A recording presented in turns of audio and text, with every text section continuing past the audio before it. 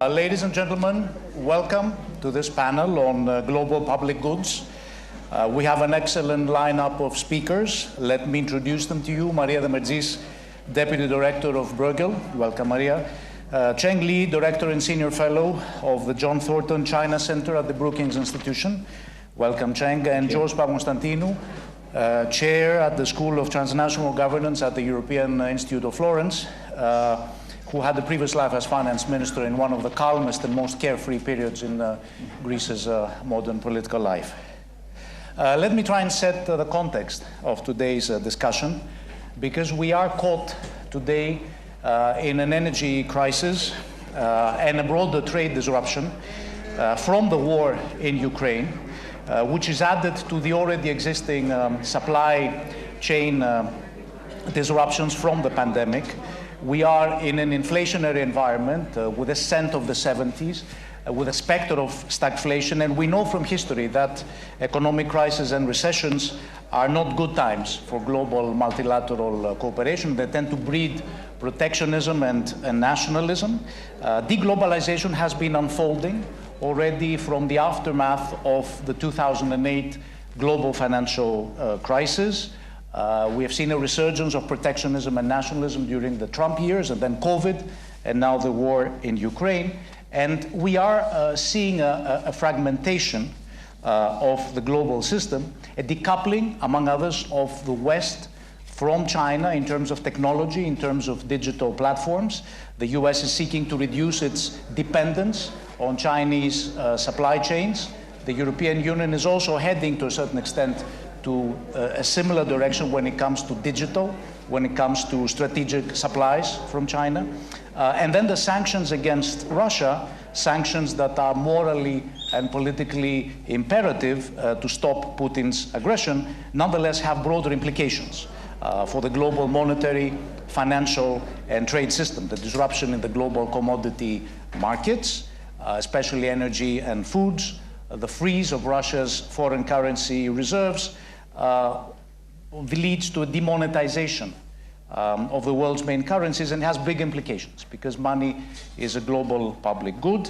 And we are thus seeing forms of weaponization of globalization, economic interdependence becoming an instrument for mutual destruction in a way, and the war in Ukraine will probably accelerate the pursuit of self-sufficiency by many nations in the world. So given all that, I'd like to begin from you, Maria, to ask you, how do you view these disruptions of global public goods? How does the war change the state of the global multilateral system and our belief in its functioning? Yeah, thanks very much, George, and thank you for including me. I mean, I think the intention when we first started talking about global public goods today would have been to talk about the pandemic and to talk about climate. But of course, since the 24th of February, we're living in a slightly different world, in fact, in a radically different world, and therefore we need to talk about the next public good, namely peace. I think that's what the next public good is, global public good is. And that actually is the context in which I would like to focus my intervention today, more than anything else that you said, because at the end of the day, the end point ought to be peace, and how to conquer the peace and sustain it. But I will start with the obvious, which has been the subject of discussion for the past 2 days here in Delphi, and no doubt across the world, which is, of course, the escalation that we're finding ourselves in. When a permanent member of the Security Council invades another country, it's inevitable that there needs to be escalation. In many senses of the word itself, the war that Ukraine is fighting right now is very traditional. It's tanks, it's atrocities, we see all of this. It's not the cyber conflict that we all thought we were going to be in. It's very traditional. Yet again, the retaliation of the rest of, not the rest of the world, but a group of countries against the atrocities that Russia is committing right now is very much an economic war with a very clear intention of destroying the Russian economy. That is the objective. So in that respect, I think Putin is right when he says that this is war. Of course it is war. That is, the intention is to destroy the Russian economy so that the state implodes and the war ends. That is very much the objective. And you talked about the weaponization of certain things, and I think we need to talk about what this means in the longer run. But while we are still discussing how Europe is going to retract some of its what you call self-sufficiency, strategic autonomy, the ability to have a credible deterrent, all of these things, they will not be possible in the immediate short run. They are something for let's say the next 5 to 10 years. But I would like to say maybe one thing about perhaps beyond the 10 years. And what is really the end game here? What is it that we're going to achieve with all of this as we escalate to try and reduce the current threat that we are observing? At the end of the day, neither the pandemic nor the climate crisis are over. If anything, they're going to deteriorate. And at the end of the day, the global players will have to sit around one table to discuss these things. So the quicker we can get to that point, that we can talk about the end game, the better it's going to be. And one of and I will stop with this point and come back to this. One of the things that I urge us to think about is that decisions that we take today will necessarily affect the speed with which we can come back to the global table to actually solve the global public goods, which is the biggest ones, and there are many more, but the biggest ones really are the climate, and of course, how do we preserve prosperity across the globe? So this is the point where I'd like to come back to the discussion and talk about the end game. What do we do today to get there? Mm-hmm. Thank you, Maria.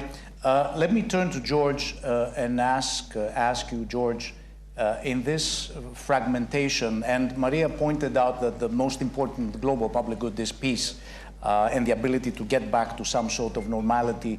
But we are in a process of confrontation, and in this process, what are the dilemmas that the West is faced with when it comes to maintaining the basic plumbing of the global system?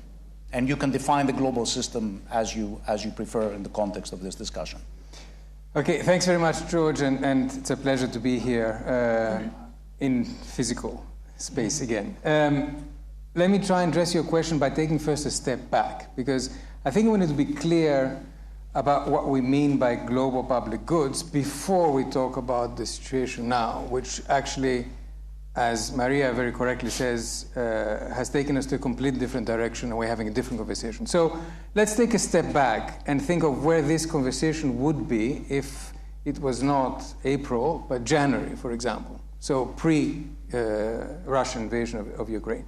Then I would argue we would be talking about 3 types of global public goods. One type I would classify under the global commons. So, of course, climate would be first there. Economists like to talk about non-rivalry, non-excludability, all the external effects. We know why you need robust global governance mechanisms to deal with the problem of climate.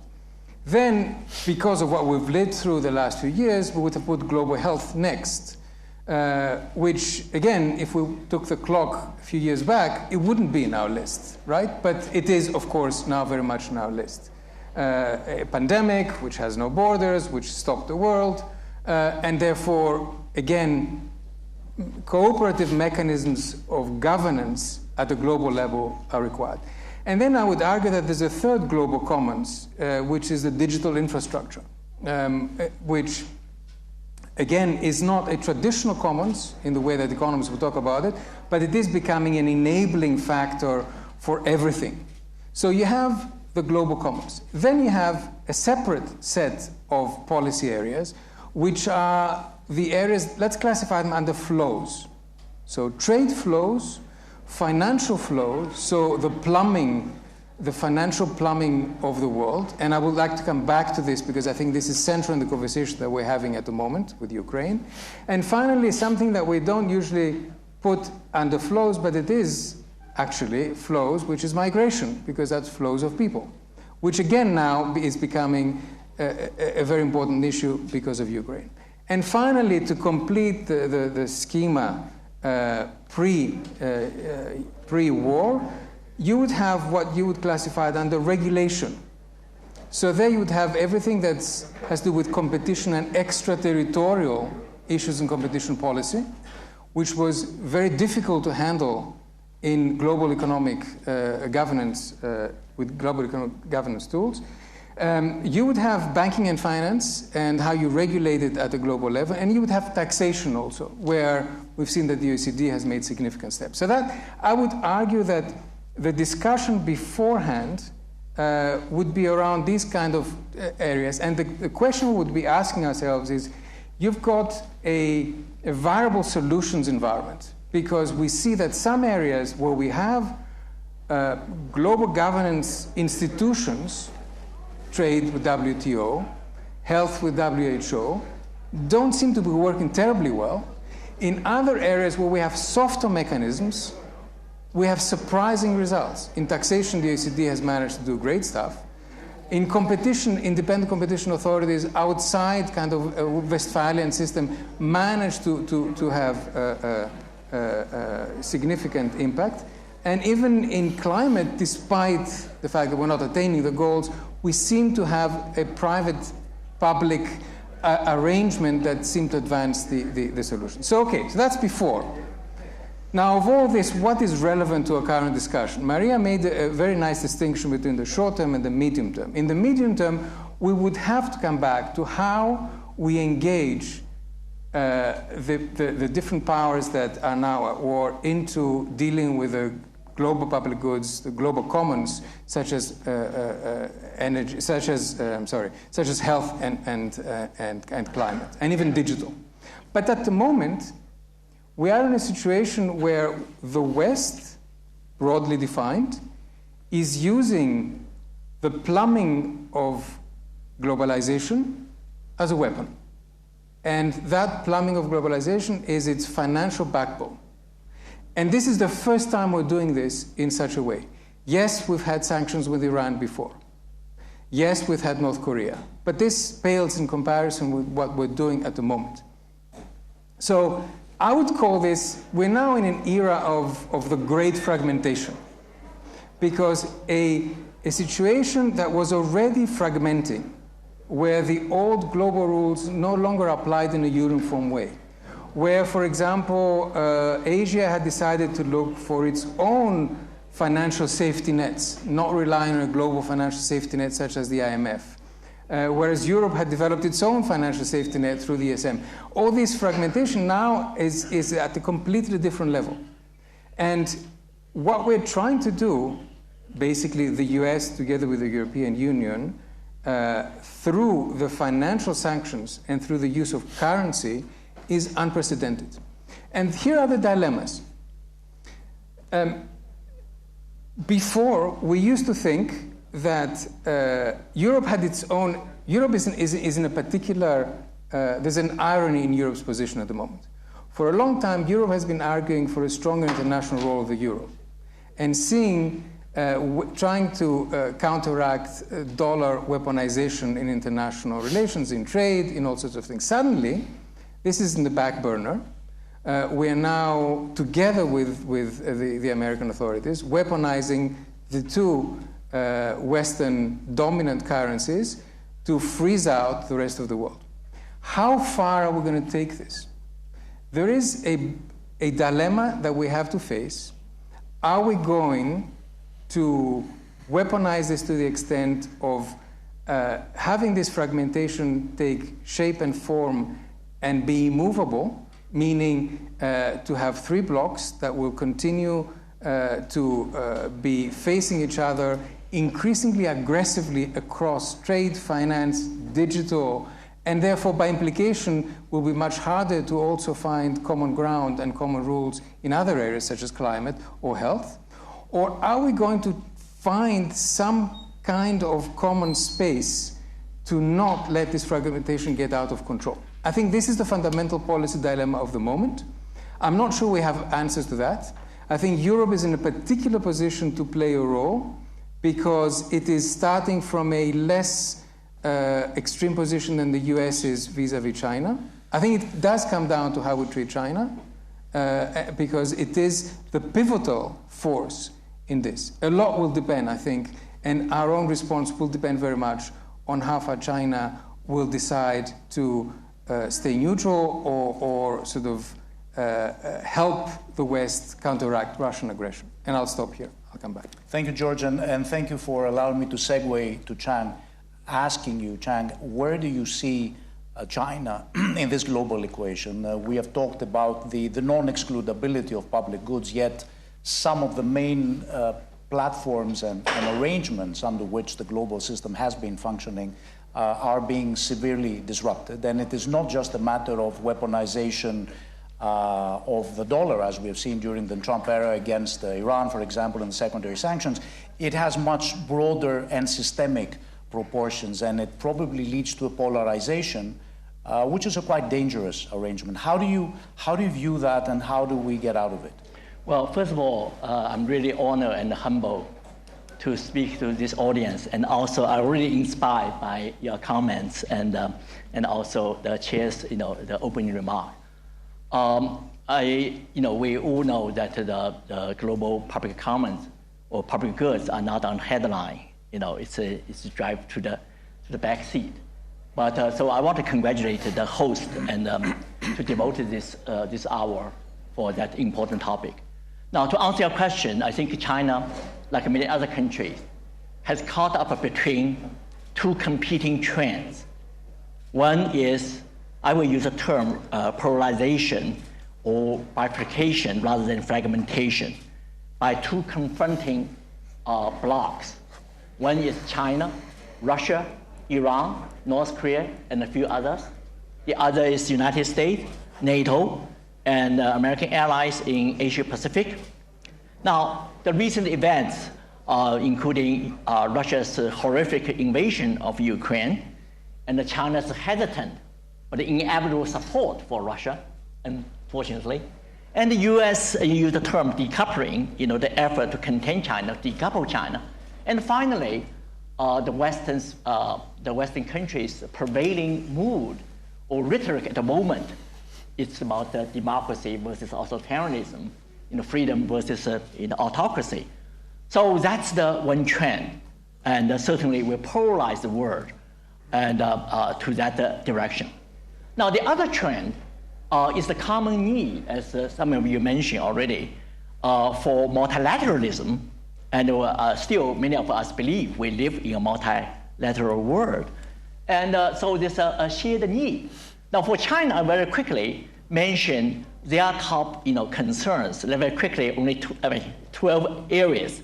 I will elaborate a couple of them, or a few of them, but first let me share with you these 12 areas that China conceives as public good. Number one is economic financial stability. China greatly benefits from that system. Number two is climate change.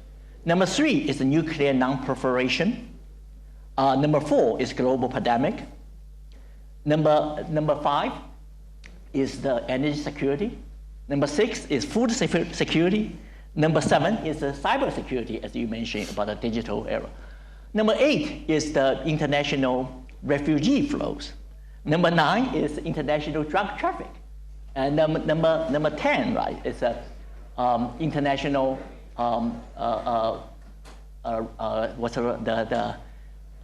peacekeeping. China plays a very, very important role. Number 11 is anti-terrorism.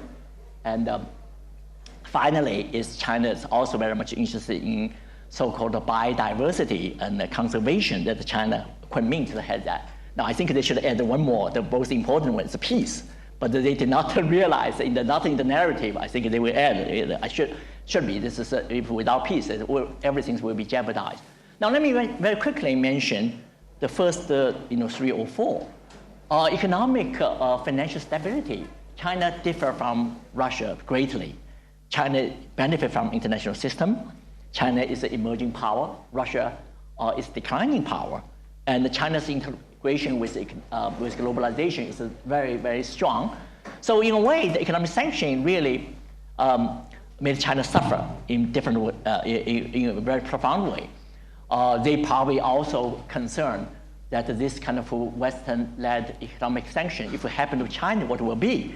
Because Russia's economy is only 10%, GDP is only 10% of China, even less than 3 or 4 provinces, each of them. Guangdong's GDP is much higher than Russia. So China is very much concerned about that. Number 2 is climate change. As we know that China pays great attention and on carbon neutrality. And particularly, they really want to promote the electronic cars and many other things. They think that cooperation, China is a major polluter, one of the two major polluters, along with the United States, should really to do something. This is not only just to please the international community, it's China's vital interest. You know, in 2008, among the 20 most polluted cities, 16 were located in China. So actually, you know, people in this country are probably very critical about Xi Jinping in the West. But he did one thing, it's pretty good, it's the green development. So 10 years later, in 2018, only 3 most polluted cities located in China, and 15 located in India. So you see that the trend, this is within a decade, the really very dramatic change. So made Xi Jinping popular among certain sectors of Chinese society. So China is determined to close down more coal mines, but also, of course, this enhances tremendous economic challenge for China. But when environment becomes political, leadership should be careful, should also respond to the public need. So this is the second area. The third area is nuclear non-proliferation. Actually, I work for Brookings. Just 2 days ago or 3 days ago, China's special envoy on nuclear non-proliferation, former ambassador to London, to UK, Liu Xiaoming, also former ambassador to North Korea, visited Brookings. And we had a roundtable dialogue. I just looked at the transcripts. It's very, very positive, both sides. So which means that China actually wanted to play an important role along with the United States to deal with Russia's nuclear proliferation. Now, how much they can do also depends on how US will treat China. Of course, they want to get something in return, but at least this is on the table. China will play an important role. Now, finally, a covert. And certainly, China started almost 3 years ago. But I think it's in spring, in January or February of 2020, but it lasted for long. But now also China is hit again in Shanghai, my hometown, and also in other areas. You see the dramatic rise of cases. But on the other hand, the severe cases is very, very small. And according to Chinese official account, during the past 14 months, only 2 deaths. Now, of course, that some of the definition is subject to debate, but the death rate is slow. So I think there's a good chance that the international community will really, in the final stage, to have the global cure, because we know there's no such a thing called a national cure. So that really should put China and other countries to deal with that issue. Unfortunately, I mean, there's lack of collaboration between China and the United States. Of course, there's some scientific collaboration, but I hope that in the final stage, that we should go back to that cooperation rather than accuse each other, blame each other. Because this COVID is not the last one. I mean, in the pandemic, there will be more. I think international community's cooperation is extremely important. Now, to conclude, I just want to make a point. U.S.-China relation is in big trouble, despite some of the areas of cooperation like climate change, maybe nuclear non-proliferation. But the relationship, this is the worst in 50 years, because this is the year Nixon and Kissinger visited China. I think it's the lowest point now, because both countries accuse each other as a genocide regime, and both sides accuse that covert virus is a started lab in the other country. And both sides also in the military tensions in Taiwan, South China Sea, East China Sea. This tells you how bad the relationship has become. Now we talk about the blocs. Russia was not the leader. This time, like Dr. Brzezinski predicted 25 years ago, China is a leader. So that tension is so severe. Now, so that's come to my main argument. I think in the near future, because American domestic politics, because of the so-called competition of different systems, etc., and because of the rising power and the existing power, I think that ultimately the real driver is not the U.S.-China relation per se, but how China can improve its relation with the neighboring countries, ASEAN countries, and also with EU countries. So in that regard, the public common good, I think that we in a position to really demand China to do more in various areas I just mentioned, the 12 areas. I hope that China will also come to, in terms of Ukraine, the situation. But China's view is that, of course, China opposed the war, but ironically or paradoxically, they do not want to condemn Russia. The reason is they think the whole thing should look at earlier and look at the NATO expansion. This is very much a similar view with Russia. But the real problem is China thinks that you already put us in the other bloc. So it's not China's interest to see complete defeat of Russia, because next one will be China. So that explains the logic. But at the same time, I never seen the public debate on foreign policy issue like today, because the country, the public opinion is divided, and also in each group, intellectuals, business leaders, and the political elites, they all divided. This is partly because of different experiences and different values, different interests, different information they receive. But one of the most important things is 40 years engagement China pursued. It's largely with the West, especially with the United States, education, economic, name it, not with Russia. So there's no trust between China and Russia because of the convenience they have to come together, dealing with a formidable enemy. But this is not I early on used inevitable. I hope that I should avoid that term, but that requires some of the changes in the mindset, not only Chinese, but also every one of us. So let me finish here. Back to you. Thank you, Cheng. I think we have some fascinating input, and I will invite all the speakers to comment on what has been said. But let me put a question to you, starting from you, Maria, because Cheng described us an environment of polarization and bifurcation. It's not just about fragmentation, it's something deeper. And I cannot resist the temptation to go back to the halcyon days of globalization, when it was expected that China and Russia and emerging economies would be involved in a global order where these public goods that George has described are non-excludable, both in terms of the plumbing of the system and in terms of the flows being uninterrupted as much as possible, and that would be a positive sum. And today, this perception is imbued by the concerns of security and global power competition, and China is increasingly viewed as a security challenge by the US and by extension by the West in the broader sense. So let me ask you, and of course you can comment on whatever you like, but do you see this as an irreversible reversal of globalization? Are we at a point when the system that has been built after the 90s is now falling apart, being polarized between two opposing poles? Is there an escape from that? And what is the role of Europe in that context? Yeah. So I think it's essentially a question, and certainly the globalization system that had been put in place, let's say in the 90s or in the 80s, is definitely changing. And the biggest change that we have seen is the emergence of China and the introduction of China in the global system. China is 1.2 billion people, correct? 1.4 billion. 1.4 billion people. The US and Europe is 800 million at most, the UK included. The global rule book, the way that was written by what we now call the West, which I think we need to stop calling it the West, it's just one system, needs to be rewritten, and China has, in my view, has got a very important role to play in writing this global rule book.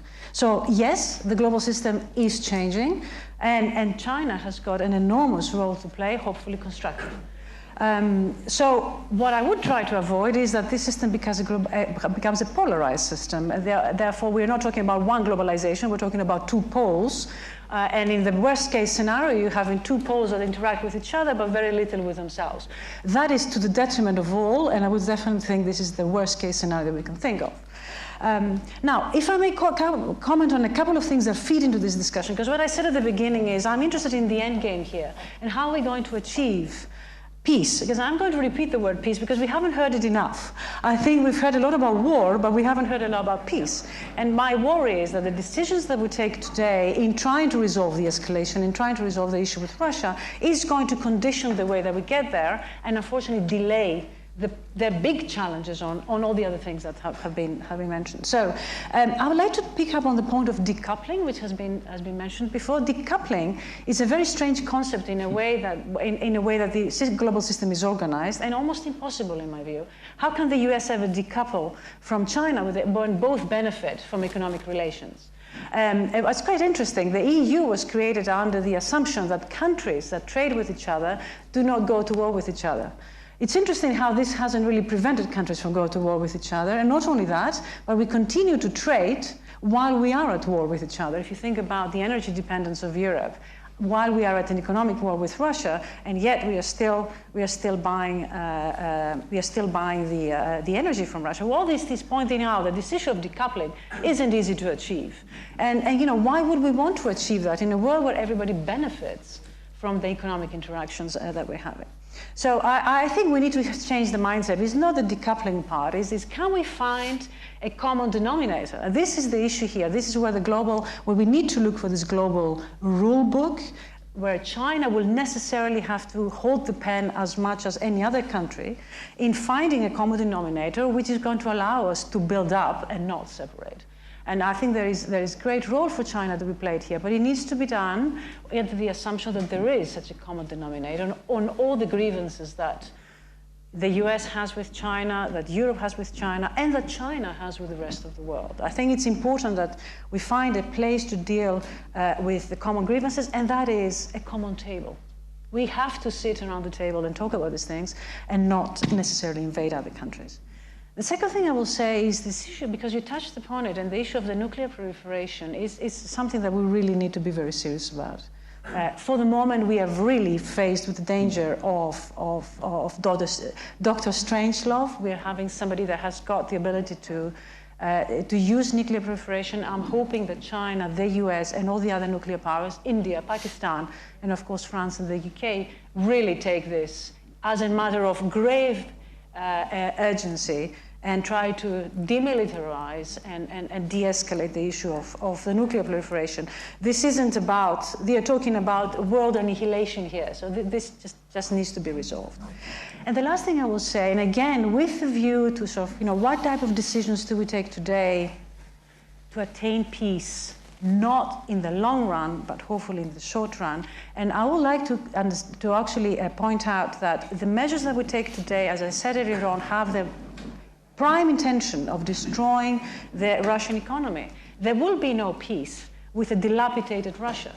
There is to nobody's interest to have a dilapidated Russia in quite the way that we are aiming to achieve today, necessarily in order to stop the war. Talking about the dilemmas, we're having to destroy Russia. I'm hoping that we are finding ways not only to rebuild Ukraine, which is of course absolutely essential, but we're finding ways of rebuild 120 million people in Russia, because the EU as the immediate border is not going to benefit from an unstable Russia.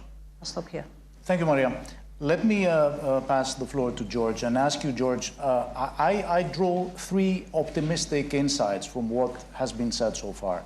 The first is that interdependence remains a positive sum. There are gains to be reaped by all sides. The second is that the transition to decoupling remains prohibitive. From the moment you have globalized supply chains, it is difficult to cut them and go back to a more national or even regional-based supply chains. However, if you do it, then it is easier to sustain it.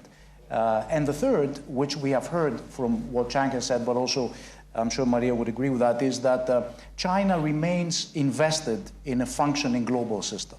It has a lot to gain from that, as it has gained immensely through the functioning of that. And there's been a very uncomfortable on the side of China convergence of Russia towards China under the current regime of the sanctions. So let me ask you, George, how would this global rule book that Maria has mentioned look like? And how do we get there? So rather than answering your question, let me tell you why I think this is way too optimistic a take. I'll give you the pessimistic take, which I think is more realistic, actually. I think, first of all, globalization was being challenged before this, right? Both in the West, because of the losers of globalization. They may have been identifying the wrong culprits, but it was being challenged, and certainly by China, which wanted correctly and reasonably to rewrite the rule book, because it wasn't written for it. It was written for the West, however we want to call it. So I think we're now witnessing the end of what we know as naive globalization. And remember, this is not an inexorable process. We've seen in the past globalization retreating. Think of the interwar period, where we've seen declines in trade, declines in financial flows. It would not be the first time that we're witnessing this. So I would very much like to subscribe to the three sort of optimistic takes, but I think that we should focus more on the pessimistic takes of what we have ahead. What do we have ahead? We will be forced to continue further and go deeper into financial sanctions on Russia. We have not done enough. We will need to do more. We've done something unprecedented with the central bank and the reserves. Nobody thought we would do this. There's a fascinating article in the Financial Times about how exactly it happened over 72 hours, which shows how the EU and the US came very close in doing this. But we have not frozen out the important Russian banks. We will have to do that. And we've only now opened the energy portfolio. Coal is a joke. Oil is next, and we'll have to see what we do about gas. So there's going to be a retrenchment in all of these areas. There will be a retrenchment in trade, there will be a retrenchment in finance, and there will be a retrenchment in energy. And if you think that this retrenchment, which we will politely call strategic autonomy in Europe, because it will help us sort of build on that narrative, which was a necessary narrative, if we think that this retrenchment will not leave medium and long-term consequences on other global public goods, I think we're mistaken. How are you going to sit around the table and discuss climate goals and health with Russia, India, and China after all this? It's going to be very, very challenging. So I don't know what the rule book's going to be a few years from now. I think we were already dealing with a very difficult situation before. We had the hope that the combination of COVID and a new US administration reopened the debate about global rules and the multilateral system, reinventing it in a positive light, giving more space to the countries and the regions of the world that were not there when it was being written in the first place. But I fear that this is taking us a decade back. It will take a very long time to rebuild what we've lost in a couple of months. So I don't see an easy way out. I think it's going to get much worse before it gets better. Thank you, and George. I'm leaving out completely the possibility of a nuclear accident in all this, which I think we're all trying to exclude.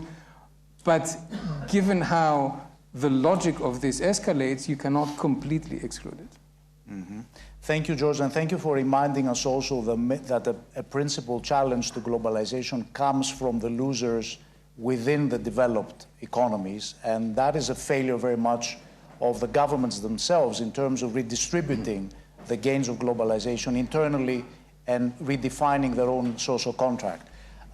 Cheng, where do you draw the balance between George's mortifying pessimism and Maria's very cautious optimism, or what I try to draw as optimistic insights from what Maria has said? I try to rebaptize what you said, Maria. Yeah. Well, I'm basically very optimistic. I grew up during the Cultural Revolution. It's a dark age in China's history that the optimism made me survive. But at the moment, I'm really worried because I almost daily in contact with Chinese, because my Brookings work with really three groups of people, and plus some of the personal friends, the people in the street. And three elite groups is intellectuals and business elites, include a lot of investors, and also political elites, usually not the top, in the middle level, and etc. So my view is, I live in Washington, D.C. The perspective completely different. I mean, no trust whatsoever. And this growing animosity reinforces the fear. I think this is very, very dangerous. Now, I agree that, Maria, that decoupling is really self-hurting, destruction. no one can benefit. But the polarization I already mentioned really is evident, if I may, in 10 areas. Number one is we're moving towards a two trade and investment system. Number two, two industrial and supply chains. Number three, two oil and natural gas system. We're moving towards, not completely yet. Number four is a two credit card payment system. Number five is a two financial and currency system. I mean, it's accelerated in the past. Of course, still many years to go, probably. And number six is two IT, 5G, internet system. Number seven is a two satellite navigation system. I mean, you can see combined with Europe with US and Russia with China, or with the Beidou system. And number eight is to aerospace, kind of a development program. And what are the other things? But also most importantly, is that we are already in the military and ideological two blocks. This is highly exaggerated, but we are moving in that direction. Because China, for them, because Russia, despite all the problem, historical animosities, no trust, no ideological group, but they have to come together, faced with the strong enemy, I mean, the military bloc. So, but the point is, this is already Cold War. It's already Cold War. But the point is, the fear, my fear, is that we can really be sure we can, stay with the Cold War. Because in a digital era, with the AI, I mean, could be a hot war. This will be devastating. I mean, I'm concerned about the nuclear, the system, etc. So that's a part of pessimism. But I don't want to give the impression, that's inevitable. No, it's not inevitable. And also, will not be a free force, like someone said, but it's a reinforced fear, kind of a downward spiral. So we are in the middle of that. So this is particularly important. I cannot emphasize enough more about countries are not two superpowers play an important role, because ultimately, everyone will be hurt. So there's tremendous need to avoid this kind of Thucydides trap. The Greece is the birthplace of that one. But the history changed, and we are living in the 21st century. Economic globalization is so important. But I'm afraid that some people really want to abandon, kind of multilateralism. So let me end here. Thank you very much, Cheng. We have 30 seconds, and I would like to ask you for a final statement on where you see the world 1 year or 5 years from now. You can choose whatever you prefer. And I'll ask with a reverse order. Cheng, beginning from you. Well, I really do not know. And seriously, that I mean, the things is, I certainly hope that will not expand, the NATO version will not expand to Asia Pacific. We should really enjoy precious peace for 4 decades, more or not. But of course, the Chinese are afraid US is going to have the Asia version of NATO. Largely, this is so-called the Indo-Pacific, strategy, largely against China. That will be a very, very dangerous situation. And the Chinese actually are really shocked by Russia's military move. It says it's so bad. Of course, China did not have war. They don't know how they perform. But if Taiwan has some problem, I think this will be a different kind of war. It's devastating. It's escalated very quickly. So that's a danger I do not know. Thank you, Cheng. George, this is your opportunity to make up for the doom and gloom that you have given us. So 1 year, the war will have finished, but the rest will be worse than it is today in terms of the global environment. 5 years from now, we will be in the process of getting to where Maria would like us to take. So, If only we could do it faster, right? And we can live with a separate credit card system. Yeah.